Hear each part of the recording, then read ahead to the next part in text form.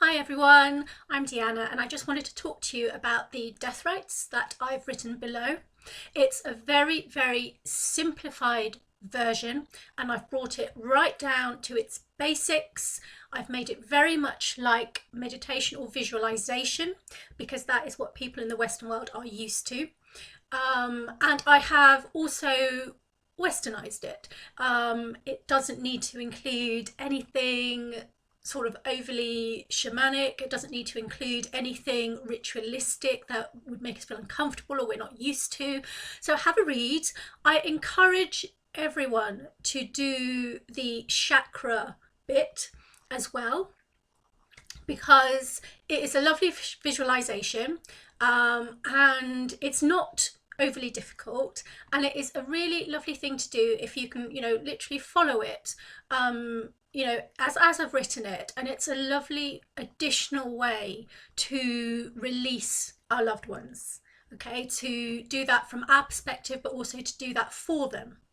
And don't be afraid of that. Don't be afraid of doing this kind of work, because the way that I've written it, you do not have to be a priest, a vicar, a shaman. You can do it. Okay, we have that authority. Okay, we can do these things for ourselves and we can do these things for our loved ones. And it's incredibly important now at this moment in time, April 2020, where we're in a position where we have this pandemic and we cannot, if our loved ones are dying in hospital at the moment, we might not be able to be with them. We cannot have funerals with our loved ones at the moment. We cannot even be with extended family, people outside of our household. And it is incredibly important to create closure for ourselves, to actually express our grief. It's pivotal.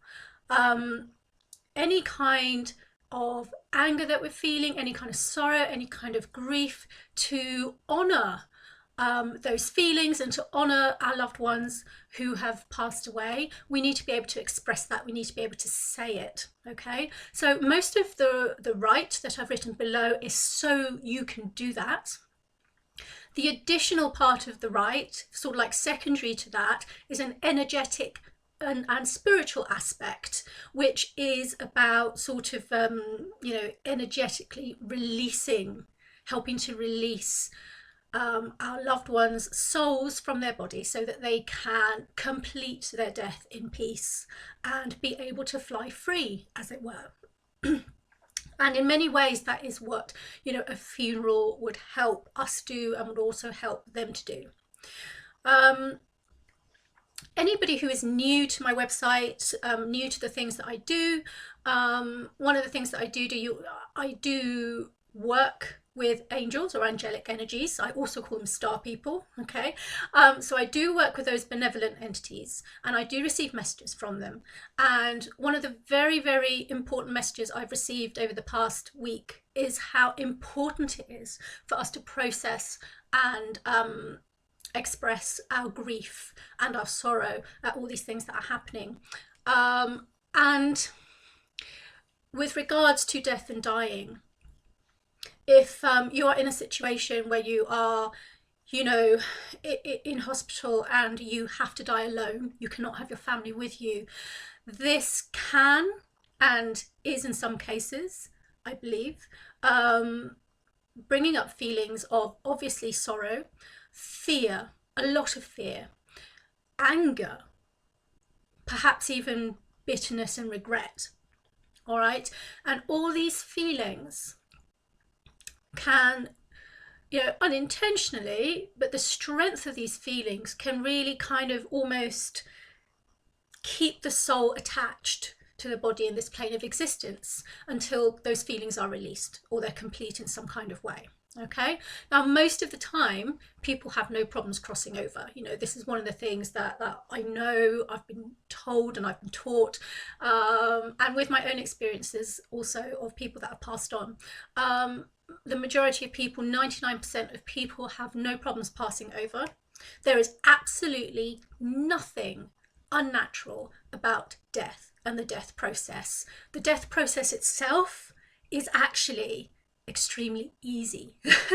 It's as easy as an exhalation. It is easy. What makes it difficult is human emotion. What makes it difficult is our fear of it. And fear is natural. Okay, fear is natural to an extent. What we are experiencing now, though, is in some ways a bit of a, I don't want to say an enforced fear, because fear comes from within. Okay, nobody can put fear on you. Nobody. It has to be inside you to be triggered in the first place. But we are being put in a position where that fear inside us is being triggered for all kinds of reasons.